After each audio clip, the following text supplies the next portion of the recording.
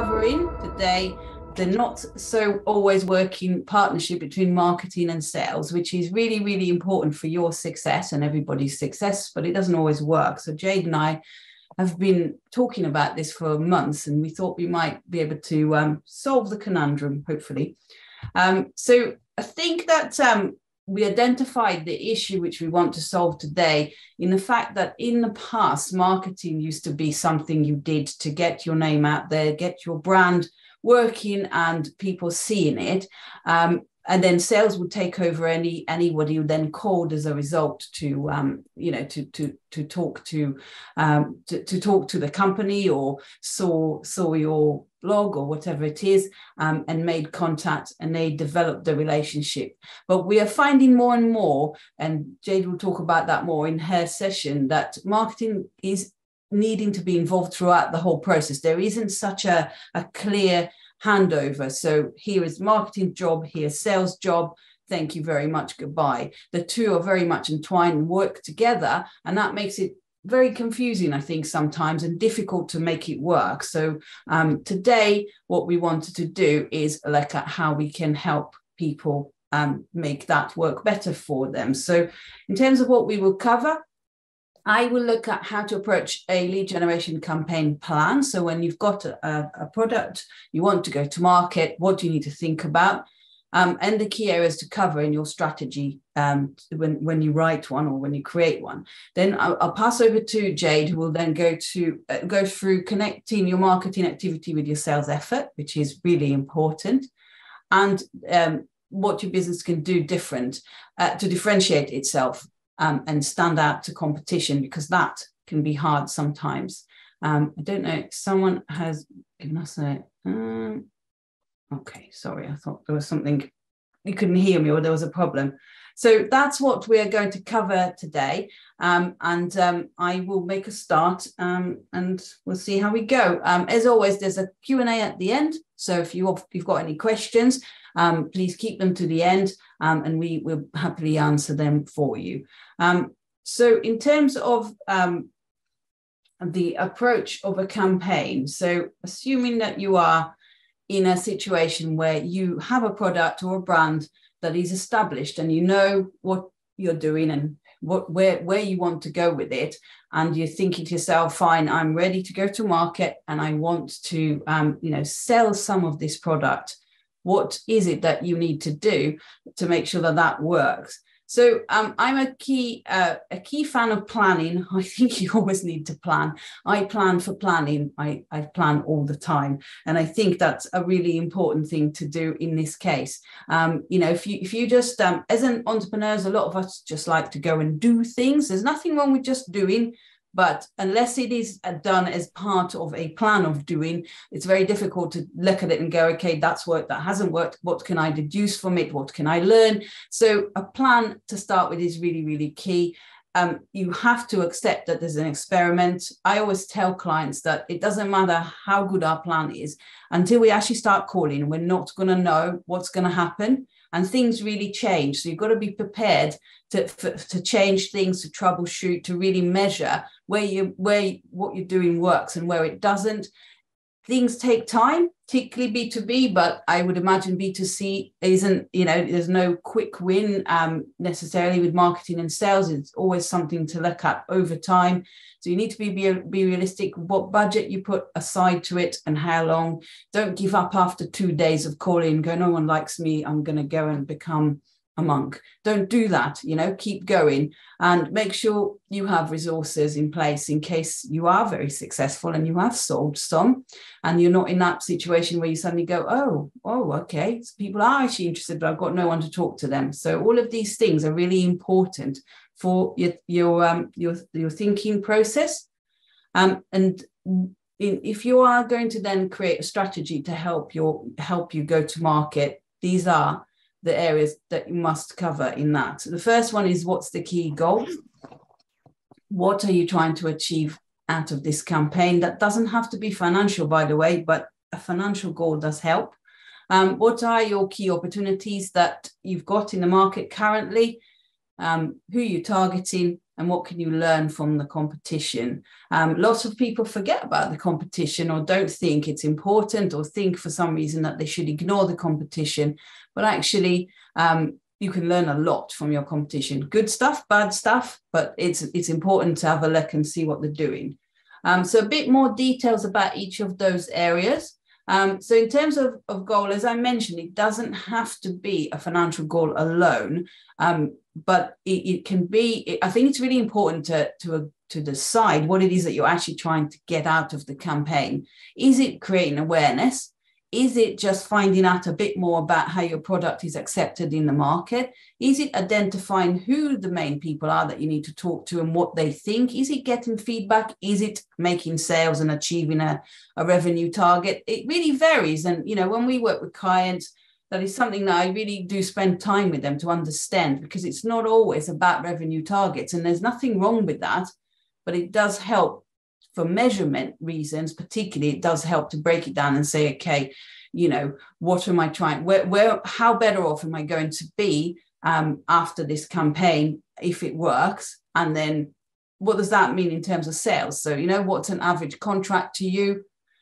What's your conversion rate? So how many people do you need to talk to in order to sell a product or a contract or a service?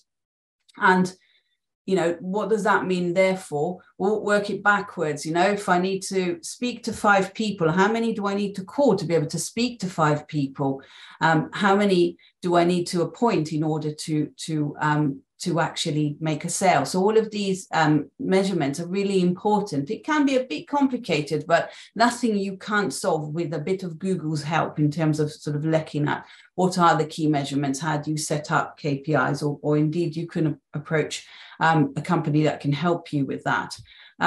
Key opportunities. So what's your key USP in your business? So unique selling proposition in your business. It doesn't have to be one. You can have lots and they don't need to be unique. It is called unique, but it doesn't have to be unique. Other people can be offering that indeed. It's not like you are the only one offering it.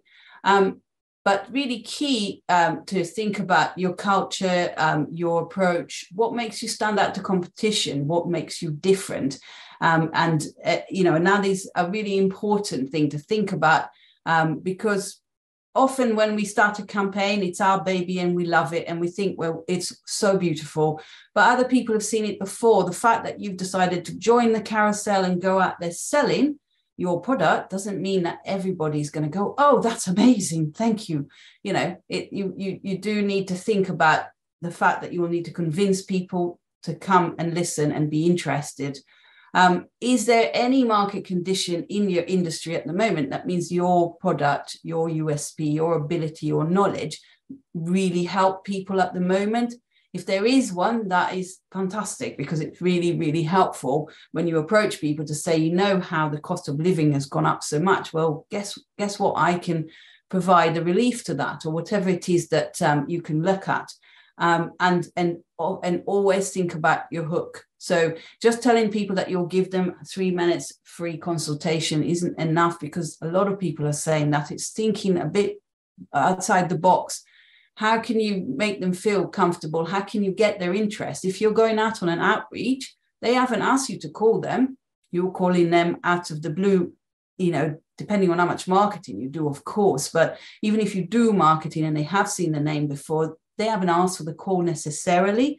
So you have got to think about that. If you're doing inbound calls, again, people may have researched, but they might not be ready to buy. So for them, the hook might be different. So it's thinking really about what you're offering to them and the process that you're going to take them through. In terms of target market, I think that's an obvious one, which obviously I would imagine a lot of you here in the room have heard about and thought about. What sectors, what demographics are you targeting, but also within that, who do you want to talk to? So particularly within B2B, if you're calling companies, who's the decision maker that you want to target?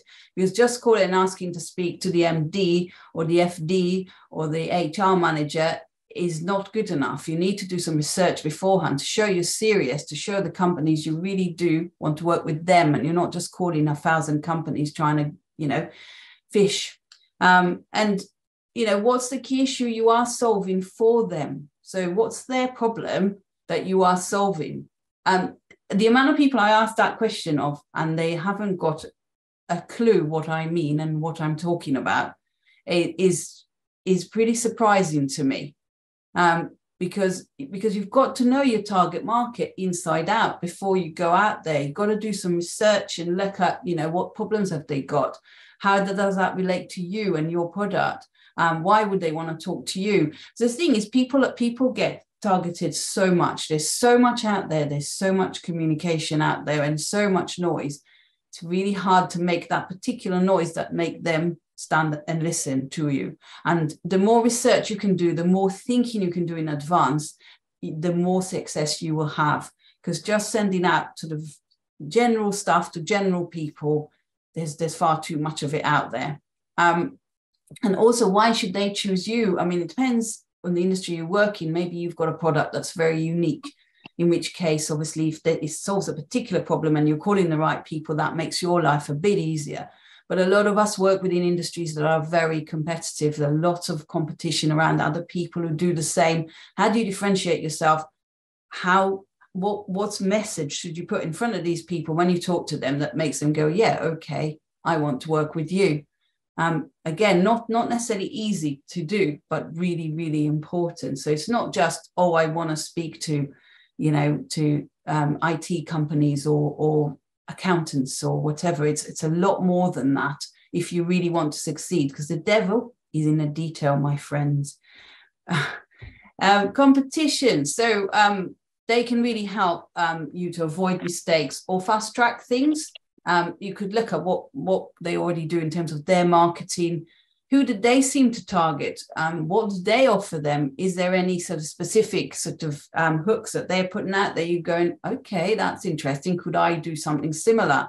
What's their route to market? What are they choosing? Are they using, what tools are they using? LinkedIn, emails, have they got a lot of salespeople? What is it that they are using as their route to market or routes to market? And really importantly, is there stuff they're doing you want to adopt? Is there stuff they're doing you hate? And you can see maybe people's responses to stuff they put out there. There's it could really help with avoiding pitfalls and falling into places you don't want to go into.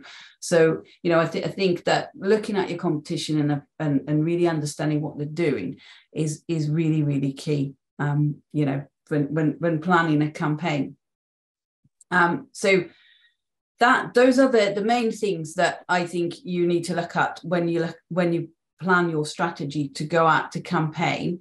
And a lot of them you can do on your own and do a lot of research yourself. In fact, no one can teach you better about your company. So no other external factor will know better than you. You know best. So a lot of it is stuff that you can do, you can research, but the point is to really try and look at it strategically, as opposed to just going out there.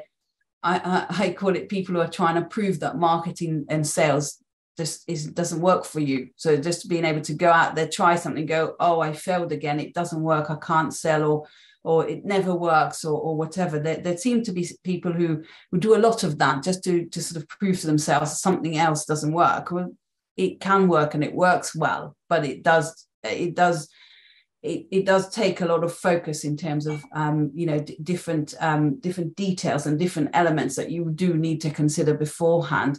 And I'm not saying you should procrastinate in your office for 6 months before you dare set a foot out and go networking, but I do suggest that that you've got a clear strategy and that you've thought through things before you start your campaign. It will save you a lot of time and a lot of heartache.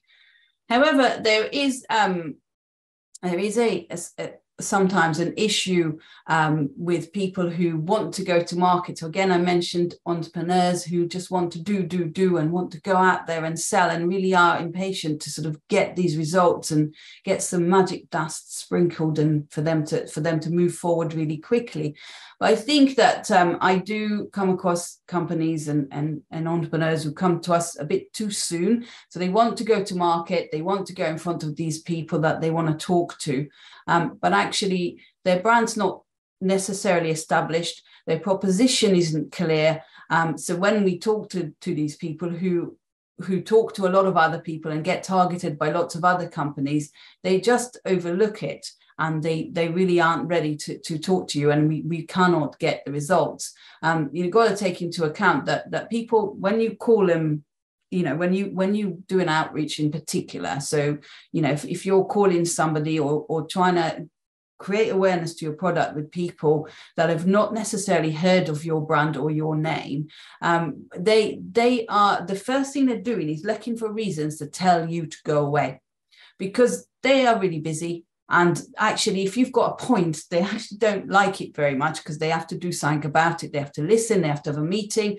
And that is work for them, extra work. So often they are in that position when they just go, okay, quickly, I've never heard of them, I don't understand the proposition, I don't want to talk to them, I'm not interested. So they'll tell you they're not interested, or they'll send you, fob you off. So you want to make sure that when you do that outreach, you get as little as possible of that fob off. You'll always get a certain amount of it, but if your brand isn't presented properly, if your proposition isn't clear, you're not ready to go to market. And so what do you do then?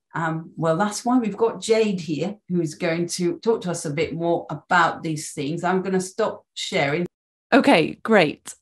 This is such an interesting topic today, because if anyone interacts with me on LinkedIn, on TikTok, I know Katie does regularly, I've recently been talking a lot about cold calling and cold outreach, and how in many circumstances it can be a really poor strategy to adopt. And I got a little bit of backlash from a few companies saying, hey, that's so irrational, cold outreach works so well. And I was talking about this topic with many caveats. I was essentially saying, if that's all that's done without any brand positioning, any overarching strategy, any metrics, any focus around the sales pipeline, if we're just plowing out cold calls, just literally saying, give me your time, give me your time, give me your time, I have something to sell you, this is not how to do effective marketing in 2022. What I love is that I could go back to those guys and say, hey, do you know what? First of all, I come from a cold calling background. That was my first job. I did it for 3 years. I adored it. And second of all, I work really closely with Yafi across a few clients, and we've together achieved fantastic results by putting marketing and outreach into a strategic plan. So I absolutely am in no uncertain terms saying cold outreach or outreach of any form doesn't work. What I am saying is it has changed. The way in which people want to interact with us today as buyers has dramatically changed since, say, 2010. So today I'm going to briefly go through how to optimize your sales pipeline with great marketing. We're going to start by looking at some of the reasons marketing fails.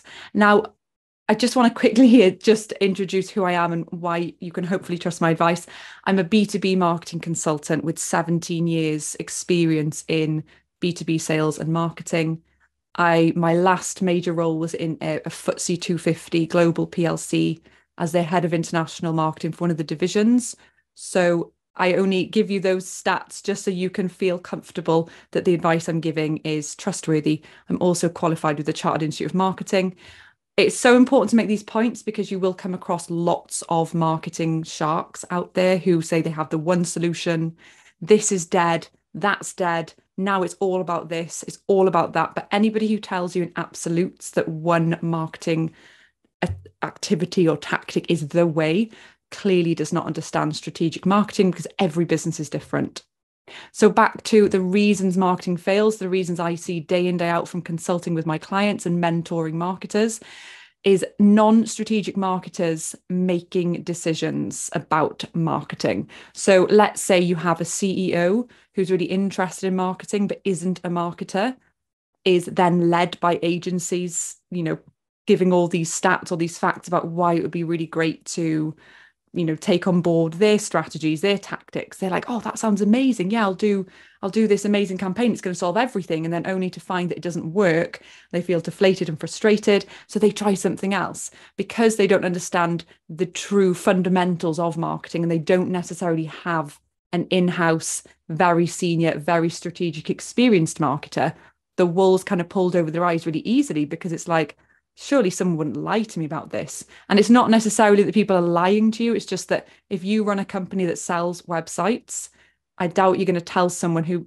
probably does need a new website that they don't need one, whereas if you work with an external marketing consultant, or you have an in-house consultant, they can say, well, yes, you need about 20 things, but right now the focus is not that. You really need to focus on XYZ first. This also moves out to junior marketers being expected to be strategic. Say you're a small business and you don't have marketing resource, so you hire a marketing assistant or a marketing executive, 20 to 25,000 a year. Those people, they need support, they need resource, they need guidance. And one of the reasons I set up a second arm to my business with my marketer mentoring and clinics was to advise and guide these marketers who are like, I don't know what I'm doing. This director, this CEO who I report to, I really want to impress them with my work, but they're asking me to write marketing strategies. I haven't got a clue where to start. And so then they're pressured into trying, and then they haven't done it before. It's literally like having someone who works on the production line at Amazon and asking them to come up with the logistical strategy for the warehouse. It doesn't work. And even if they try, to no one's fault would it work. So this happens a lot, especially in business to business companies, where you have a director and a junior marketer. The director is not a marketer. They're like, well, you're a marketer, you do the planning and the strategy, you tell me. And there's this gap. So I talk a lot about that. Another thing that happens is agencies. So single discipline agencies are brought in, but they're not briefed with a strategy. This happens all the time. So the marketing company, the companies I speak to who say our marketing fails, oh, but it's the PR company's fault. We paid them like 30,000 this year and they've delivered nothing. Or we paid for a new website and it's not got any leads for us. Or we outsourced our telemarketing and they did get appointments, but they weren't that good quality. The problem here is that we're asking one partner to solve everything, and that doesn't work either. They need a clear strategy, and that comes back to this void where there's no strategic direction with the marketing. And then lastly, well, last but one, is the unrealistic expectations and budget. So I'm completely divorced from any single marketing discipline. So it doesn't matter to me what a client would invest in. So I can quite comfortably say that budget will not get you to where you want it to go. And you're going to need to invest more. I'm not all about telling people to spend more, but actually it's like if you're saying £3,000 for trialing Google advertising, you won't get anywhere. For a start, you won't have enough data to assess if even there's a market there. So really helping them to understand, here's how to try out that tactic, and then if that's not a realistic option for you, let's just not do it. Let's do something different. Let's go back to the drawing board against the objectives for the company. And also, just looking at the budget for the marketing. So when we look at how much people allocate to marketing versus sales, and in a moment I'm going to go into how people buy today with data to back it up. We're very comfortable to employ a lot of salespeople. We're very comfortable to invest in selling. But what's happened is people have changed how they buy. They want to independently research for themselves before interacting with the company, yet we're not putting enough resource into spending on our marketing to fulfill their online needs and their needs away from speaking to us.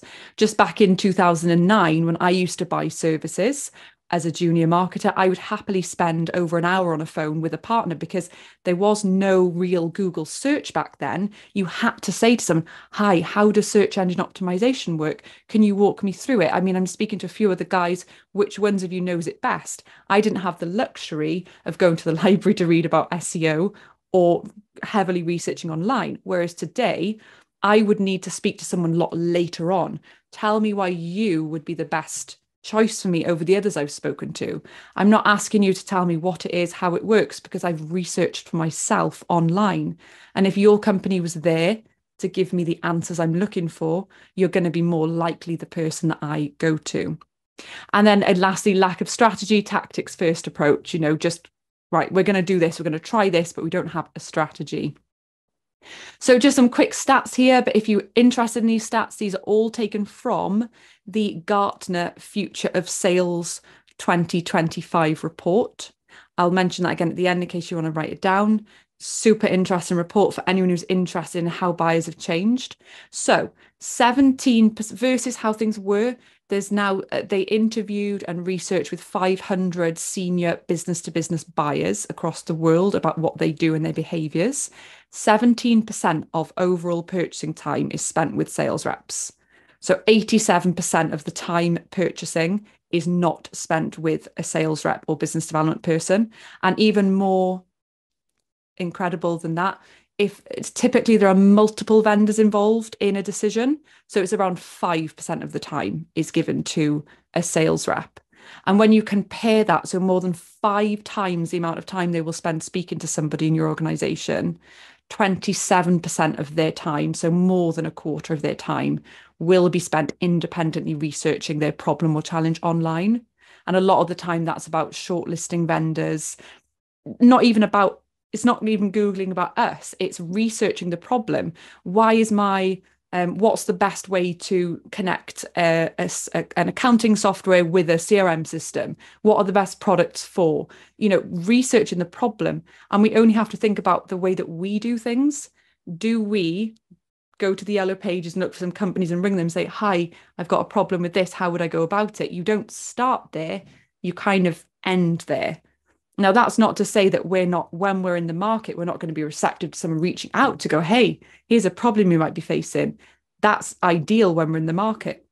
So what can we do with our brands to reach out to the people when they are in the market and nurture the people when they aren't in the market, so that when they are in the market, it's a mouthful, they think of us?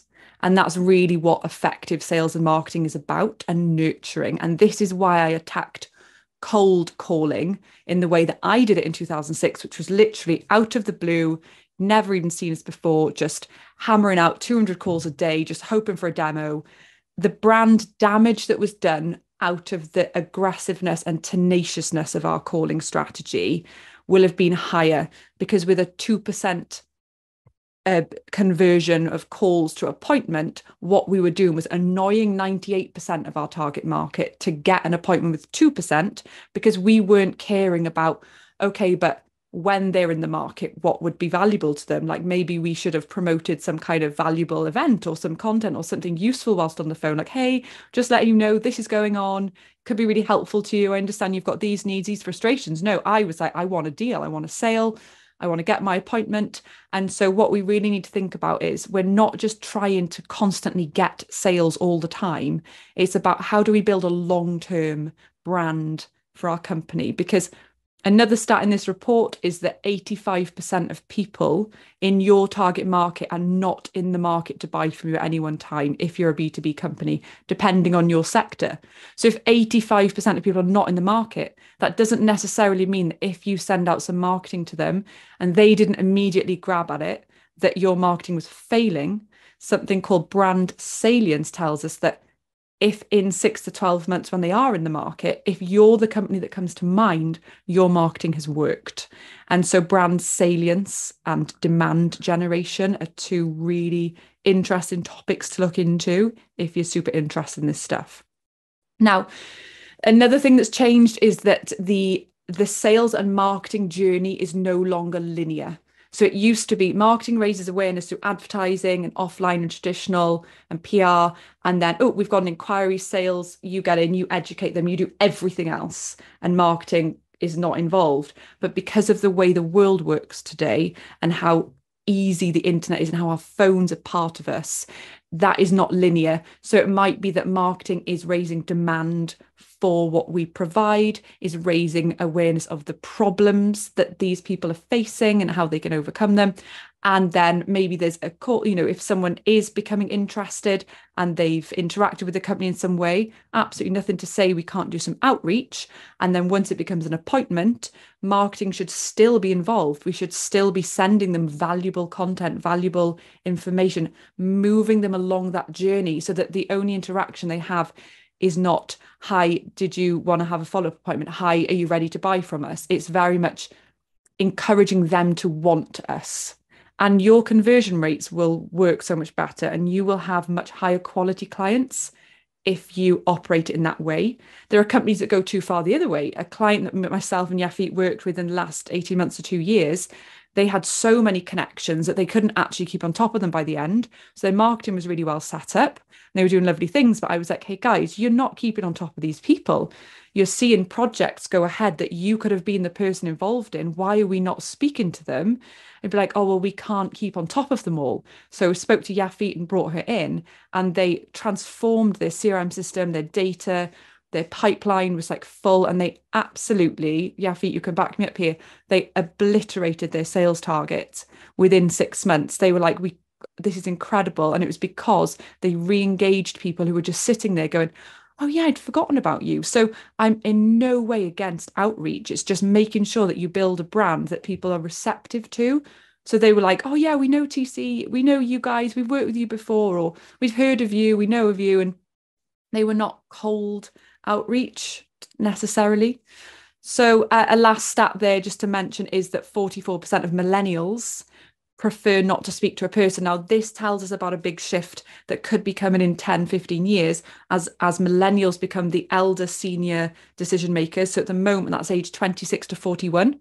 So millennials are now decision makers, and Gen X, who are above those guys at age 41 and above, are the sort of very senior corporate decision makers. What happens when millennials are the senior decision makers and the Gen Z, who are below age 26, what happens when they become the decision makers? And they're much more technically advanced than us. They want things online, they want things snappy. So we have to prepare for that. It's just an interesting stat to say millennials are not saying they won't speak to a person during buying, but if they are able to find everything they need and are comfortable to do so and don't need consulting, they're happy to buy. So you will find products online that people will be happy to buy without consulting with someone. That's not all, absolutely not, but it just gives us a bit of an interesting stat. Now, an interesting thing about companies like ours, business to business companies, if that's what you do, that's my specialism. You know, we no longer waste 58 hours washing our clothes because we've been sold washing machines, which makes it much more efficient to wash our clothes. But we will waste countless hours scheduling meetings, aggregating data, orchestrating workflows, so on. All of these in businesses, we've got all these clunky, out of date, nasty systems and processes that just do not work.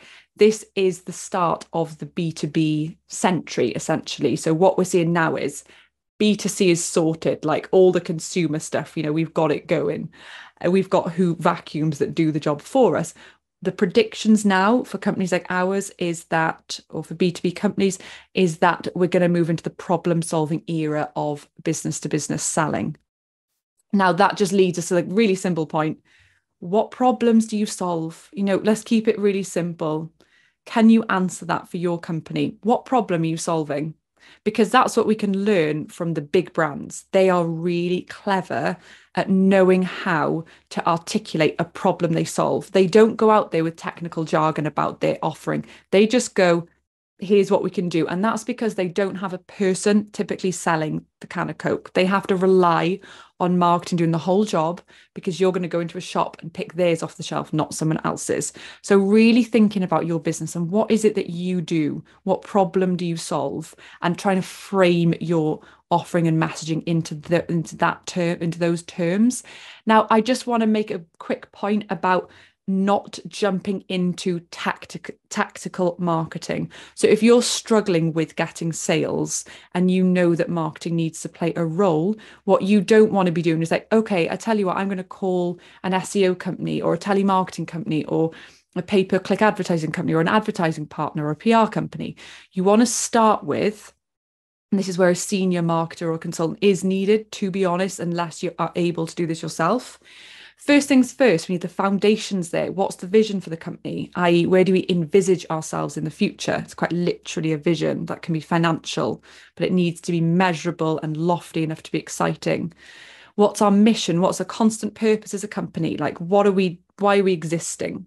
What's the point of this? What's our collective group of people doing together that will never change? And a lot of companies mix up vision and mission. So if anyone needs guidance on this, I've got some useful documents that sort of say what they are with examples. And what are the business goals? Map out, what does this business need to achieve in order to reach that vision and uphold that mission? So when I work with clients on their marketing strategy, if they don't have those in place, I'm like, those need to be in place first, because then you need some marketing objectives. So for example, if your business goal, if one of them financial based is, okay, we need to increase our turnover by 650,000 within the next financial year, the marketing objective would look at breaking down, where is that work coming from? What will be the natural uplift of client spend between now and next year anyway, based on previous years, that natural growth? What needs to be additional selling among the customer base we already have, and what's going to need to be generated as new business? Break that down by looking at conversion rates as to, well, okay, for each sale, what's the average order value? So how many sales do we need? And how many appointments will we need? And how many opportunities will we need? So how many people do we need to get in front of? That's all the stuff we want to look at. And our business scorecard measurements are really connected with this idea of getting the CRM system, the customer relationship management system set up, and the data that's within it. And it all sounds, if you don't do any of this stuff yet, it sounds scary and massive, but really having a CRM system is a place where you keep all your clients and contacts, and you make sure they're scored correctly and they're profiled correctly, and you know where they came from. Did they find you on LinkedIn, or did you find them from outreach, or where did you find them? And understanding how long they take to buy from you. These are all things that outsourced specialists can help get set up at a basic level. And so having those things in place so that you could log into a CRM and go, okay, at the moment, I've got 45 current opportunities. Here's where they are in the pipeline. I've got, I don't know, someone like Yafit's team nurturing people along. I've got a marketing strategy where they're being nurtured by marketing too. We're sending them valuable things that actually help them solve their problem. We're not selling to them. We're not telling them, buy this, buy this, buy this immediately. At the start, we're very much like, hey, if you're struggling with this and you've been frustrated by that, here's some stuff that could help you. And then I want to briefly talk to you about brand positioning, which is super important. This advert actually gifted from Really Helpful Marketing, because I do a lot of work with those guys, if anyone knows them. This is one of the best ads in the world for brand positioning. So which one of these three kids is wearing Fisher-Price anti-slip roller skates? If you're bit like me, I didn't get it immediately, but essentially two children have fallen. Now, why it's so clever is they're not only positioning their skates as safe, they are positioning the competitors as dangerous. And they're not targeting the child, they're targeting the parent. And they know that the parent cares about the safety of their child and are concerned when buying roller skates, because they'll have done insight work into that. So this ad is so clever at not only highlighting their strength, but also highlighting the weakness of competitors. So when we look at brand positioning, it's a process that we run through with clients to really define and simply articulate, hi, you have a problem. Here's why we would be the better option to help you with that over the other options and over the other things you've tried. We're aware of your problems and your frustrations, and we're here, and here's proof of that. So you see a lot of brands say, hey, we're this company, we're based in this area, and we've got this team, and we've got this number of years experience, and our expertise is really high, and we're trusted and knowledgeable. And it's like, well, those are hygiene factors. I would expect you to be an expert if you're an accountant. I wasn't looking for a non-expert accountant. So we have to find that thing that is the reason people choose you over the other options. And like Yafit has said in this presentation, it doesn't necessarily have to be different, but you can almost guarantee that your competitors won't have been able to articulate it very well. So if you're the one who does articulate it really well through gathering insights from your clients, such as like, hey, why do you like working with us? What frustrates you about the other options you've tried in the past? You will find really good nuggets of information, and then you can just play that back to your target audience. If anyone's interested in brand positioning, I could talk about it forever. But yeah, just a last consideration to think about is that the B2B buying cycle is 6 to 12 months. Okay, and this has to be considered in how we measure marketing. So if you try something for 3 months ago, it didn't work, you haven't given it long enough, or it hasn't been strategic. So the buyer's journey in this example is nothing to do with us. This is a person who becomes aware of a need or a problem that they have. So that could be before they've even, this is nothing to do with awareness of your business. This is where they're at. And then they move into consider, like, how can I solve this problem? I'm so thirsty. Like, what could I do? I could have some water, or I could, whatever. What could I do? Consideration of how to solve a problem. For example, if someone's struggling with their marketing, what could I do? I've got this problem. I don't know what to do. Well, a lot of my work is something called demand generation, which is where they don't even know, they don't understand the problem. So I have to go to them and say, hey, you're struggling with all these things. Like, there's options. You need to hire a senior marketer or work with someone like me, an external marketing consultant, because you're not actually aware of there are solutions to this. So in that consideration phase, if your company can be getting in front of them to be the first one to go, hey, here's some useful ways to solve that problem, you're going to be the person that comes to mind. And then when they move into decision on which solution to take, that's when they jump into, okay, my 6 to 12 months buying cycle, this is the route I'm taking. So if you're clever enough to get in early to try and encourage them down your route and raise the profile of your category as a company versus the other categories, you're kind of creating demand for your approach to their problem. So say you can help HR managers with a problem they've got with employee satisfaction, and they've got loads of things they could do with that. But if you're getting in front of them to raise the profile of your category of competitors, of companies, if they're like, oh yeah, that is a good idea to do that type of thing, that could help us, and you're giving them data about why your category is a great option, it's most likely that then they favor you when it comes to decision making. So you don't end up in this, like, they've Googled 5 companies, hi, what's your price? How do you do it? You're much more like, oh, we see what you do. It's great. We want to work with you. So a couple of tips to leave you with, and then some time for questions. Marketing tip 1. So we talked about that buyer journey. You need to be creating materials to support the whole buying process. So when they've never heard of you, helpful, give away for free as much as you can. Do not hold back. Do not be scared about competitors stealing from you. I get 50% of my company, I spend my time giving away free advice. I never do outreach in my business. I only have inbound, high quality, ready to book in people, because most of my time is spent on just giving free mass advice. So that's on LinkedIn, on TikTok, on YouTube, podcasts, just constantly giving. So when I have leads come in, they're like, hey, Jade, I saw that video. That's exactly our problem. Can you help me? But it has to be relevant. So if I'm just on YouTube talking about, like, what could I talk about? Marketing, or I'll just talk about websites. It has to be thinking about, when I'm in the room with the decision maker, what do they ask me about? And then I answer those questions. So if you're going to come up with a content plan for your business, have a think about, when you're with someone that you loved working with, what did they like? What are they interested in? And make materials for the whole way through. So later down the line, what are they going to need? Because you are going to need to talk about your company at some point, right? You're not just talking about their problem. Later down the line, when they're engaging with business development people, with salespeople, how can you help those guys? Give them resources. Make a case that your business is the best. And then just really quickly, short-sighted quick wins versus long-term sustainable growth. If you're the type of company that rings me and is like, hey, Jade, I need 50 leads in 3 months, it's like, yeah, but you're going to do some brand damage just going out there and like crazy, not even thinking about it. Long-term sustainable growth is strategic. We want to think about the long-term gains. Use customer insight to lead the commercial strategy. Speak to your end clients. What do you like about what we're doing? What could we be doing better? Is there anything you don't like about working with us? If there's one thing that you would never change about a company, what would it be?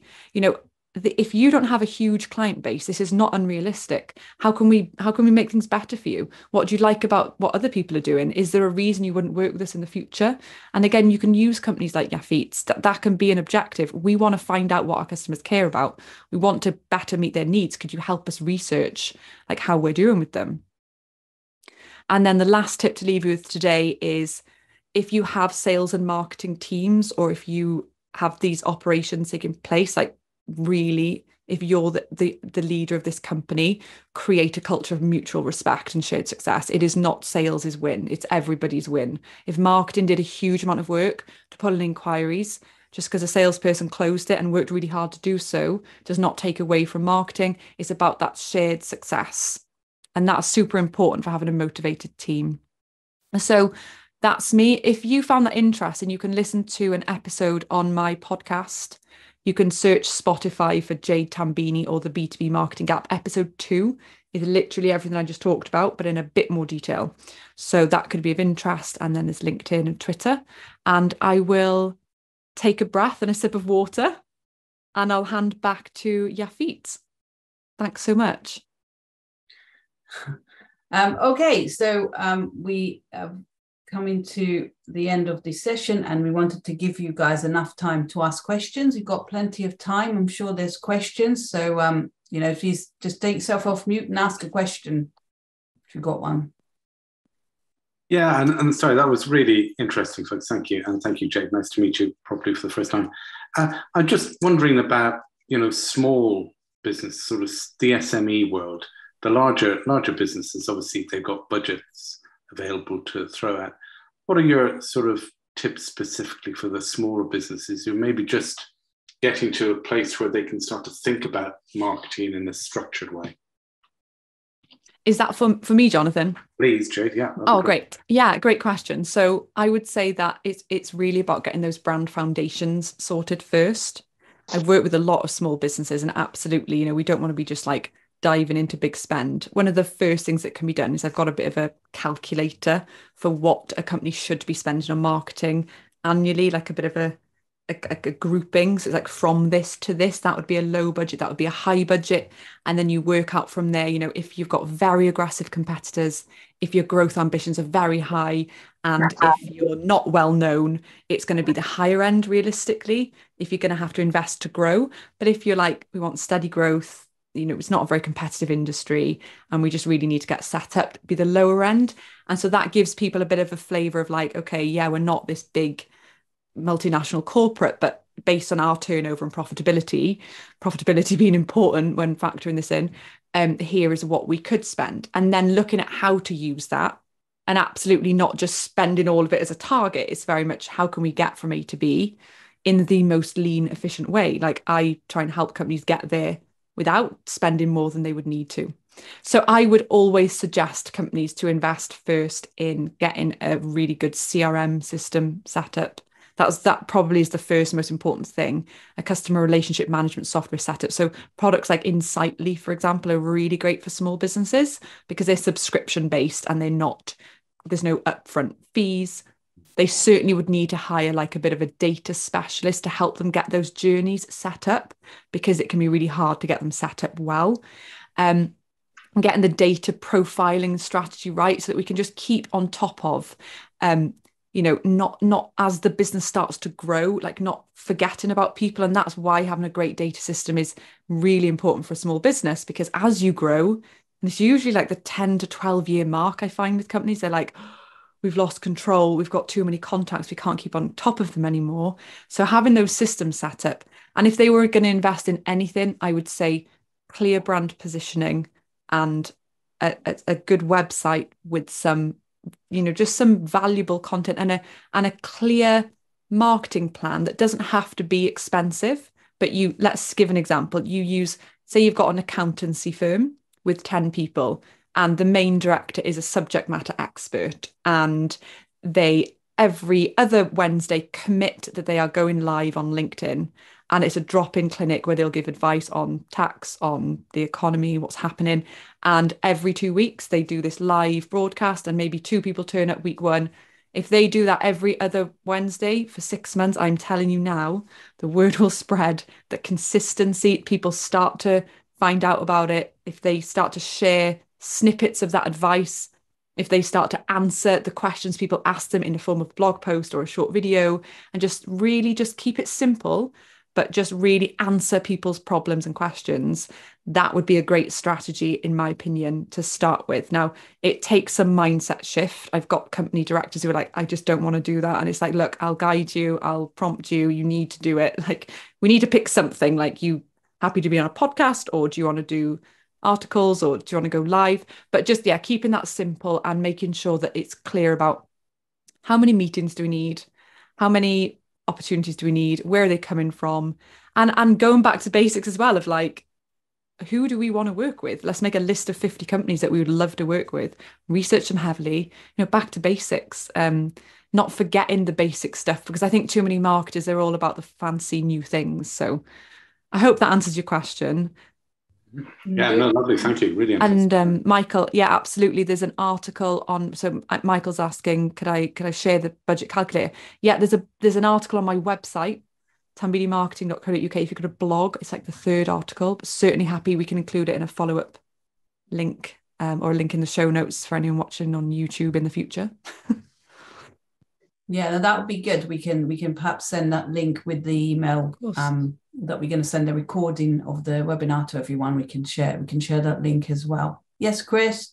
It's very interesting today. I'm really enjoying it. It's left me with more questions than I had before, quite staggeringly so. Just to give you a brief information, everyone else on the call, obviously I do massage for a living. My business is called Massage Chris. I've invented something new during lockdown, which is a digital or a video product. And now I'm just about to take it to market. But I've self-funded this and I'm working on my own. And it's an interesting concept to try and work out what to do first, whether I need to delay going live because we're just about ready now. And I'm feeling a little overwhelmed. And we had a conversation beforehand, didn't we, Chris? And certainly it is my opinion that you do need to look at the first things first, and some of the things on the list Jade has suggested before you go to market with the product. I mean, the product certainly sounds like something that could be marketed. Of course, it's got legs, it's a good product, but I do think that you need to think about the positioning and the clarity around who you're targeting and why and what you're solving before you go to market, rather than go to market and then go, oh, okay, they're asking me all of this and I haven't got that, because that would be a waste of resources, and you're a small business. So you don't want to, and no one wants to waste resources, but certainly if the budget isn't, it's what you can do you on your own. So certainly I suggest that you and Jade talk after this, as I think you could look at what can be done. Jade, did anything to add? Yeah, I think what I'd say there, Chris, congratulations, sounds really exciting. What you'll probably want to, I'm assuming your audience is HR managers, I'm not sure, or whoever you're targeting. Really try and nail down on a piece of paper who are we targeting, what do they care about, and am I really super getting to the point and clear with them about why it would be good to invest in what I do. Because if your online presence doesn't reflect that, it's not going to be time to launch it. Maybe you've already nailed that, I don't know, but that's usually the first thing I would suggest. And then working out what are the different places that these people will be at and how am I going to get in front of them. So, we want to build a case for your approach to whatever their problem is. Why is your approach better? Because we're not, competitors in your instance are probably not people who do exactly what you do. They're going to be alternative options to solve a challenge that somebody has. So really map out what other things could they try for their problem, and what do you believe, and what do you have evidence of, what do you have data on. Like, it doesn't have to be your data. It can be data that's like from the Institute of Massage Therapy, whatever it is, that proves a link to, employee retention or well-being or whatever. And then research, I think research and evidence will be like really valuable to you. And then, like I said earlier, keeping it super simple, not getting overwhelmed, because taking on too much is where most people usually fail. Is like sticking to a clear strategy. Like, I am going to produce this type of stuff and I'm going to do it every month for 6 months or 12 months, and I'm going to stick with it. And even if, because what happens is people don't get taken up immediately. So like my B2B marketing clinic, every other week I go live and marketers can hop on for free advice as if I'm their boss at work. Like, what's going on, guys? What do you need help with? Like, sort it out together, show me the brief, let's work on it. And the first time I did it, I had like 3 people. The second time there was none. The fourth time there was still none. Then there was 2, then there was 3, then there was 12. Then it's like repeat people. Then it's like, oh, can I book mentoring with you? And you have to keep going with a strategy, but there has to be a strategy there. But what people do is they jump around. They're like, oh, that didn't work. Oh, I'll try this. Oh, I'll write some emails. Oh, that no one opened it. Try again. But we have to just get super solid with like, this is why you would pick mine. And I'm going to keep banging that same drum. And maybe that would be, maybe you could meet with a few people, just family networks. Like, oh, do you reckon in your company, your HR person would speak to me, and just find out from them, like, what do you care about? What do you think of this service? Do you think it's good? Not trying to sell to them, just trying to get insight. That's where I would start. Okay, cool. Thank you. That's great. No problem. Advice. Can I just clarify, when you say have a clear brand position, is that around the who, the what, and the why you actually exist? Yeah, there's a lot of facets to it. And I've got a brand positioning worksheet that I take people through on the consulting calls. And it in a simple analogy, it's creating this answer to the question, why would I choose you, not someone else? I've got this problem. Why you? And it's like, to be able to go to someone with that, like, I don't know, mine would be, okay, so you don't know where to invest your marketing budget. Well, I'm not wed to any single marketing discipline. So I'm not going to sell you something you don't need, and you can trust my advice based on my experience, whatever. It's kind of finding your thing that's going to build a case for why someone would partner with you or invest in you or work with you. Right, okay. And it's not necessarily about making the others seem bad. We're not saying like, oh, they're awful, it's dangerous, but it's more like trying to build a case for why this would be a really great thing for you to do versus the other things you could consider. Right, okay. And then finally, when we were going through the first section, you talked about vision, mission, and business goals, and you said that there was a document that you had which actually showed examples of the difference between vision and mission. Would it be possible to share that as well within the... Yeah. There's what we'll do, we'll compile a bit of a list of things in the email to send out. I am due to be doing a podcast episode specifically on that as well. So keep in touch, and that will go live soon, because episode 2 is quite useful to listen to on my podcast, which does talk about vision and mission quite a lot. Yeah. But there's going to be an episode quite soon on that on its own. So that's prompted me to get that done. But yeah, there's a couple of articles. Yes, I will get that linked. No problem. Thank you very much. Because they're very commonly mixed up. Yeah.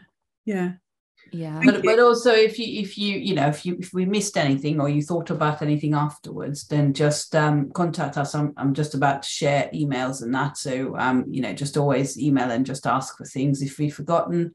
I will share with Jade, obviously, who has attended the workshop, so she'll obviously be aware, and obviously could invite you to, if you've been interested in what she'd said, invite you to come to other things that she might do separate to this. So sure. Okay. Thank you.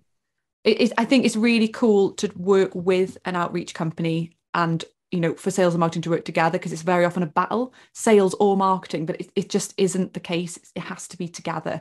You can't just sit back and not reach out to people when they really is a need, but we also don't want to be just old-fashioned 2005 call and absolutely. Forget about brand and then blame a company who, I've had companies say to me, oh, we're working with this telemarketing company, they're terrible, they're not getting any results. So I'm like, yeah, because that's the only thing you're doing, and you're expecting them to get results without anything else. And that just, people, like, imagine yourself if someone just rung you up and said, hi, I do this, and you're like, I've never heard of you, can't understand what you do from your website anyway. So yeah, but been great to meet you all. Thanks for coming.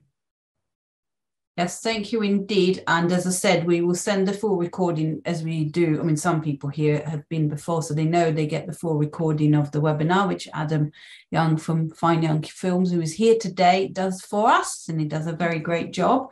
So we'll send that out to you, so you've got it for your records. And then obviously, if you want any more, if you've got any questions and you didn't feel comfortable to bring it up today, then that's Jade's email, that's my email. feel free to contact. We work very much together, so we could consult with each other if need be. But really, thank you for your time, and it was a great session today. Thank you. Have a good day. Thanks,